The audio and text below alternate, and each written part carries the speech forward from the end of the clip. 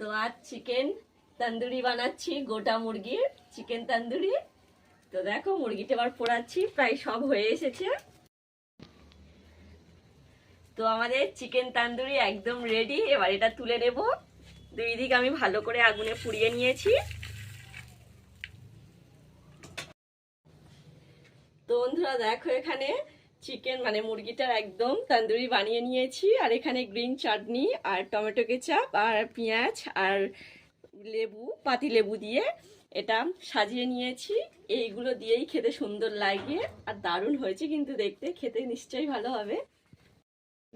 নে টেস্ট করে বল কেমন হয়েছে। গ্রিন চাটনির সাথে খা।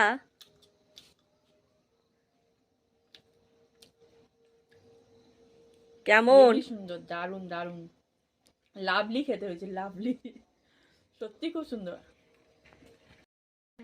মল্লিকা খেয়ে বল কেমন হয়েছে। তো আমি টেস্ট করে বলছি কেমন হয়েছে। খুব সুন্দর, পুরো দোকানের মতো হয়েছে। টেস্টও খুব সুন্দর হয়েছে আর পুরোপুরি ভাবে মানে রোস্ট হয়েছে আর কি, একদম কাঁচা অসাধারণ ভাব খেতে নেই। হয়েছে। খুব সুন্দর হয়েছে, মাংসটা সফট হয়েছে ভালো।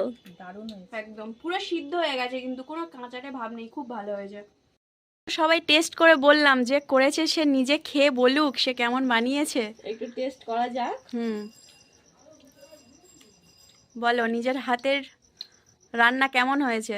ভালো হয়েছে, কিন্তু তোমরা বললে আরো ভালো, আরো ভালো লাগলো। সত্যি খুব